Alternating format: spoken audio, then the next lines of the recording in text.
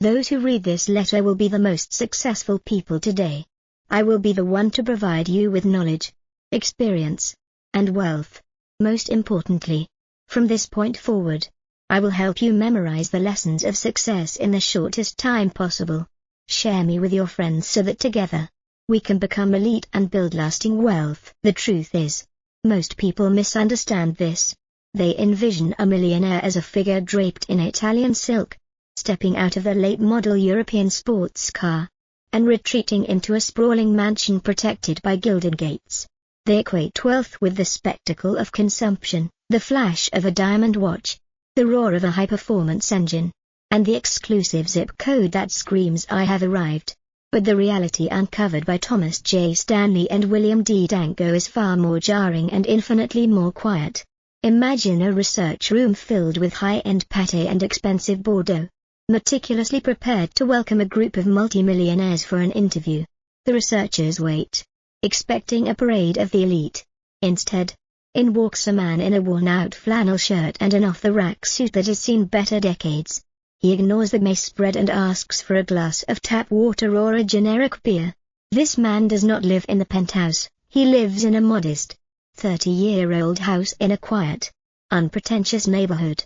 He drives a four-door used Toyota, and he has lived in the same community for 20 years. This is the archetype of the real American millionaire, the millionaire next door. The story of wealth in America is not a story of glamorous spending, but a story of relentless discipline, boring consistency, and a radical indifference to the opinions of others. The narrative follows the shocking revelation that most of the people who look wealthy are actually drowning in debt to maintain an illusion, while those who are truly wealthy are invisible to the naked eye. The struggle for financial independence is one not in the boardroom alone, but in the domestic theater of the household budget. This initial realization serves as a profound psychological shock. Wealth is not what you spend, but what you accumulate. The lesson here is a brutal deconstruction of the American dream of consumption. It teaches that high income does not equal wealth.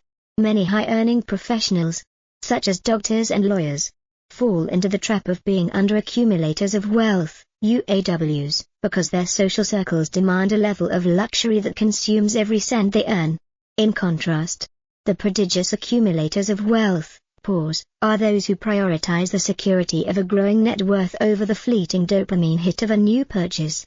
True wealth is the silence of financial freedom, not the noise of status symbols. The narrative deepens as it explores the daily habits of these invisible giants. While the UAW spends his weekends browsing luxury car showrooms or high-end boutiques to soothe the stress of his high-pressure job, the POW is sitting at a kitchen table with a yellow legal pad, meticulously planning his investments for the next decade. The story depicts the immense focus these individuals place on the defense of their capital. They are not chasing the next hot stock tip or gambling on speculative bubbles, they are experts in the art of frugality. The POW treats his household like a business, where every dollar must be accounted for and assigned a mission. They are the types who clip coupons, buy furniture during sales, and keep their vehicles for 10 or 15 years. To the casual observer, they look like ordinary people struggling to get by, but their bank accounts tell a story of immense power. This commitment to frugality is not born out of misery or deprivation, but out of a deep-seated desire for independence. The narrative illustrates a man who refuses to buy a new Mercedes not because he can't afford it, but because he values the freedom that the money represents more than the prestige of the hood ornament. He understands that every dollar spent on a depreciating asset is a dollar that cannot work for him in the compounding machine of the market. This segment highlights a vital lesson in the psychology of status. Wealth builders are immune to the keeping up with the Joneses syndrome. They realize that the Joneses are usually broke, living paycheck to fund a lifestyle they don't truly own. The real secret of the millionaire next door is the ability to say no to the culture of now so they can say yes to the reality of forever. Financial independence is a marathon of character, requiring one to value the security of the future over the vanity of the present. The drama of the book shifts toward the delicate and often tragic area of family dynamics and the inheritance of values.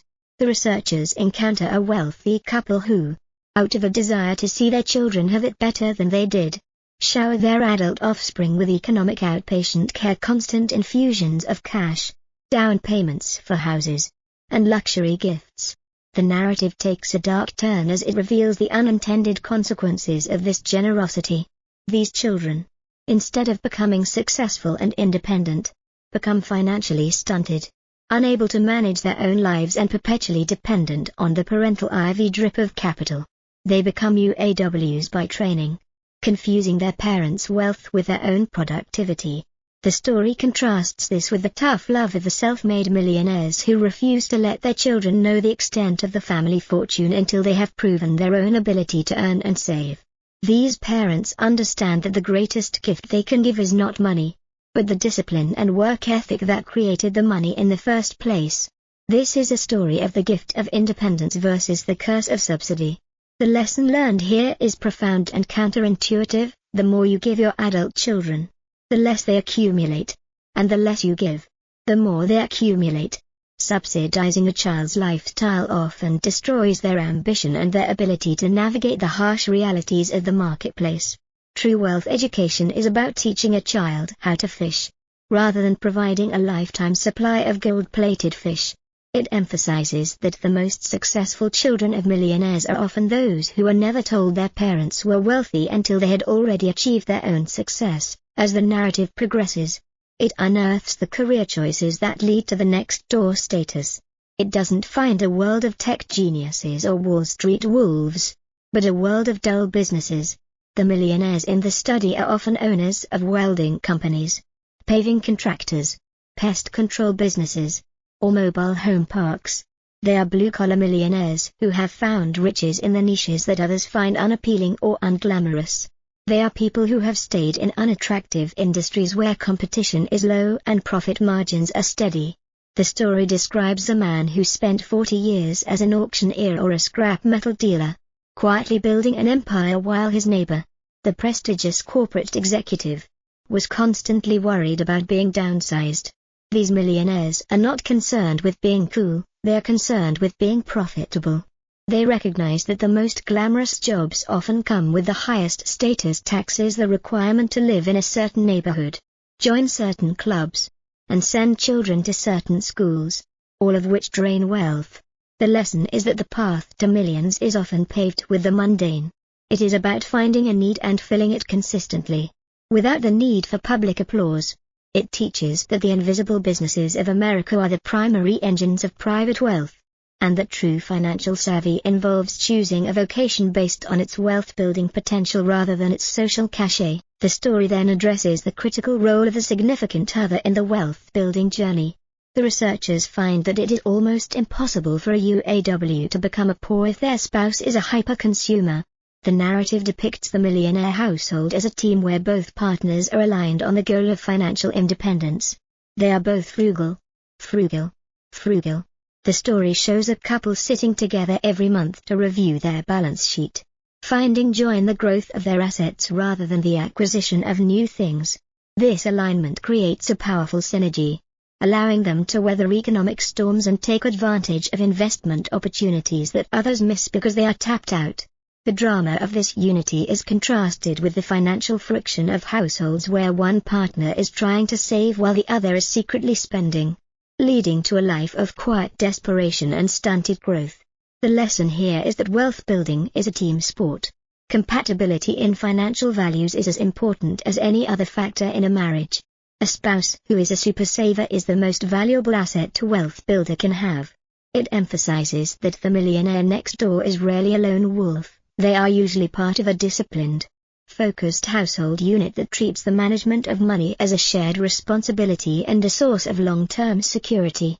As the narrative reaches the end of its first stage, the listener is left with a starkly different image of the American millionaire. Gone is the flashy celebrity, in his place is the quiet, disciplined, and slightly boring neighbor who has mastered the art of living beneath his means. The air of the story is one of sober empowerment. It suggests that wealth is not a mystical secret reserved for the brilliant or the lucky, but a result of a specific lifestyle that anyone with enough discipline can adopt. The protagonist of this narrative is not a hero of the silver screen, but a hero of the spreadsheet. He is the man who has traded the applause of the crowd for the peace of mind that comes with a 7-figure net worth and 0 debt. He is the silent winner of the economic game, proving that in the race for wealth, the tortoise almost always beats the hare. The listener begins to realize that the millionaire next door is not a person they should look at with envy, but a person they should look at as a mentor. The journey is not about becoming someone else, but about stripping away the false needs imposed by society to reveal the powerful, independent individual beneath. The narrative shifts from the personal habits of the millionaire to the strategic mindset they employ to maintain their fortress of wealth. While the average person views a paycheck as a license to spend, the millionaire next door views it as a raw material for production. The story follows the meticulous way these individuals allocate their most precious resources, time, energy, and money. They are not merely savers, they are master planners. The research reveals that millionaires spend significantly more time per month planning their financial future than those who struggle. They study the tax laws, they analyze investment fees, and they monitor their net worth with the intensity of a scientist observing a critical experiment. The drama of their lives is found in the quiet satisfaction of a well-executed plan. While the underaccumulator of wealth is exhausted by the treadmill of earning and spending, the prodigious accumulator is energized by the engine of compounding growth. This segment of the story is a masterclass in intentionality. The lesson is that wealth is the result of a deliberate architecture. You cannot drift into millionaire status, you must navigate toward it with a clear map and a steady hand. It teaches that the degree of planning is directly correlated to the degree of wealth accumulation. The millionaire next door is a controller not out of a need for power over others, but out of a need for power over their own destiny. As the narrative probes deeper into the social landscape, it uncovers the wealth status paradox. The story describes a neighborhood filled with prestigious professionals, high-end architects, physicians, and corporate vice presidents, all living in beautiful homes. Yet most are house-rich and cash-poor. They are living in the glittering world of the UAW, where the pressure to maintain an image of success is a tax that never stops being levied. The narrative portrays the millionaire next door as a person who has opted out of this exhausting theater. He is the man who is not there at the country club or the luxury car dealership. He realizes that the more money you spend on things that show people you are wealthy, the less money you have to actually be wealthy. The story depicts the psychological freedom that comes from this realization. By severing the link between consumption and self-worth, the millionaire gains the ultimate luxury, the ability to live on his own terms. The lesson learned here is that status is often a distraction from success. The people who spend the most trying to prove they have made it are usually the ones who have the least to show for it in the long run. Real wealth is silent because it has nothing to prove. The focus then turns to the targeting of market niches.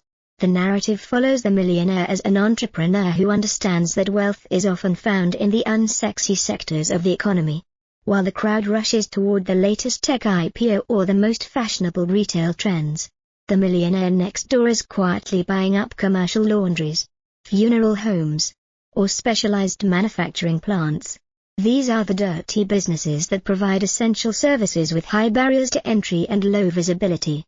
The story depicts the millionaire as a shark in a quiet lagoon, thriving where others aren't even looking. He doesn't care about the prestige of his industry, he cares about the durability of his cash flow. This part of the narrative is a lesson in the dignity of utility. It teaches that the market rewards value, not glamour. To build an empire, one must often be willing to get their hands dirty or work in obscurity. The lesson is that financial success is found by following the money, not the crowd. The narrative reaches a point of high tension as it addresses the concept of social security versus financial security. The researchers find that many people stay in unfulfilling, high-stress jobs because they are addicted to the security of a high salary. Yet they have no savings. They are one pink slip away from catastrophe. In contrast, the millionaire next door has created FU money, a reservoir of capital that allows him to walk away from any situation that does not serve his values. The story follows the journey of a man who, because he lived frugally, was able to leave a toxic corporate environment and start his own business, eventually becoming far wealthier and happier. This is the true meaning of independence. It is not about buying things, it is about buying your own life back from the marketplace. The lesson learned is that frugality is the foundation of freedom. By minimizing the cost of your lifestyle, you maximize your options. The millionaire next door isn't a miser, he is a strategist who understands that every dollar saved is a brick in the wall of his own personal sovereignty. The story then shifts to the professional services sector, revealing that a significant portion of the millionaire next door's wealth goes to those who help him keep it. He hires the best accountants and the best tax attorneys, but he avoids active brokers who charge high fees for mediocre performance. The narrative describes the millionaire as a sophisticated shopper of professional advice. He views these services as an investment, not an expense. This contrasts sharply with the UAW, who pays high fees for status-related services, like club memberships, but skimps on the advice that would actually protect his capital. The lesson here is that as your wealth grows, your defensive team becomes just as important as your offensive team. You must learn to value the experts who help you navigate the complex world of taxes and estate planning. It is a lesson in the professionalization of personal finance, the realization that once you become wealthy, you have a responsibility to manage that wealth with the same rigor you use to earn it. As the narrative progresses, it explores the habits of the heirs in greater detail. The story depicts a tragic scene where a wealthy patriarch passes away, and within 5 years, his life's work is liquidated by his children to pay for sports cars, vacations, and failed business ventures. This is the shirt sleeves to shirt sleeves in 3 generations phenomenon. The researchers contrast this with the successful heir who was raised in a home of frugality and was never told about the family's wealth. This heir grew up to be a teacher or an engineer, building their own life and their own net worth before finally inheriting the family estate. To this person, the inheritance is not a windfall to be spent, but a stewardship to be preserved. This segment highlights a vital lesson in the transmission of culture. You cannot pass on wealth if you do not pass on the values that created it. The story emphasizes that the most successful millionaires treat their children like potential entrepreneurs, not like royal subjects. They invest in their children's education and character, rather than their lifestyle. The story moves toward the final audit of the millionaire's life. The researchers look at the wealth per year of different age groups and vocations. They find that the millionaire next door is consistently a prodigious accumulator of wealth across every category. Whether he is a plumber or a professor, he has mastered the law of earning more than you spend and investing the difference.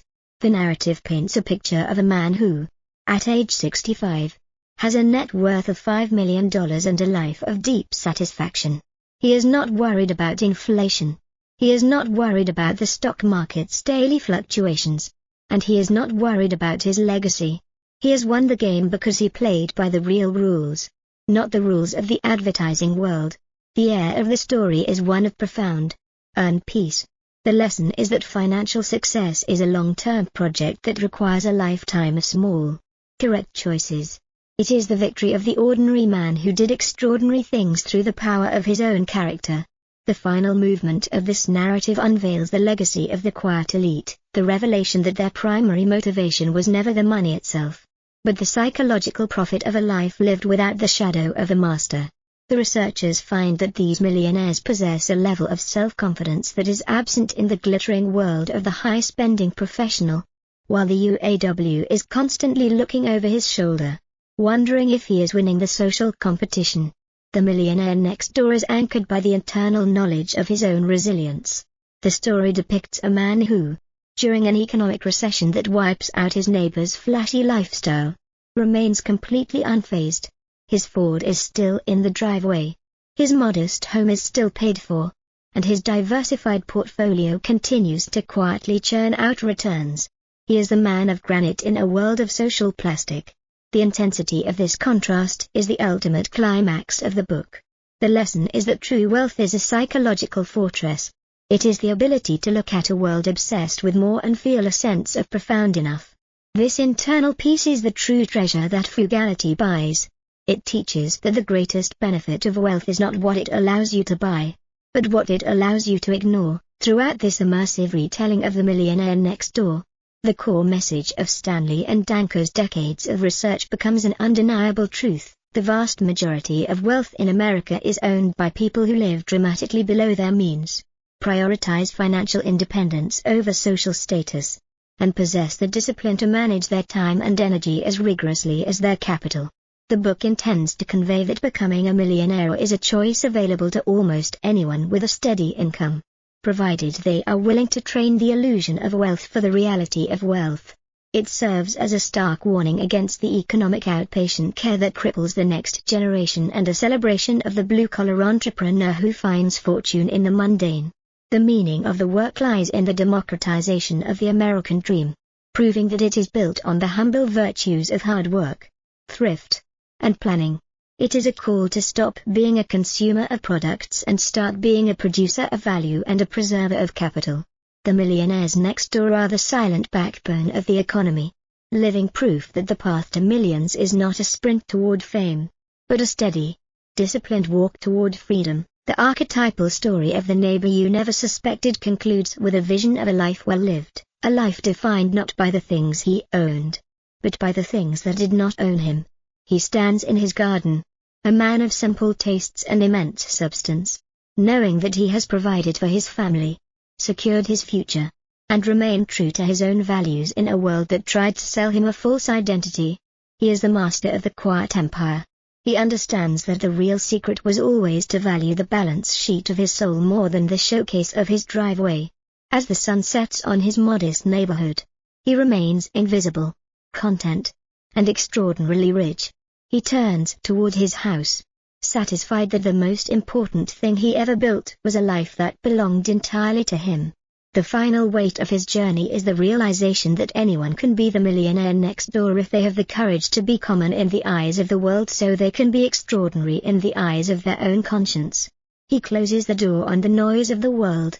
A man who has truly won. The core message of the millionaire next door is that genuine wealth is the result of a lifestyle of profound frugality, strategic planning, and the rejection of high-status consumerism in favor of the long-term compounding of assets. Most people who look rich are actually broke, while the people who are actually rich look like everyone else.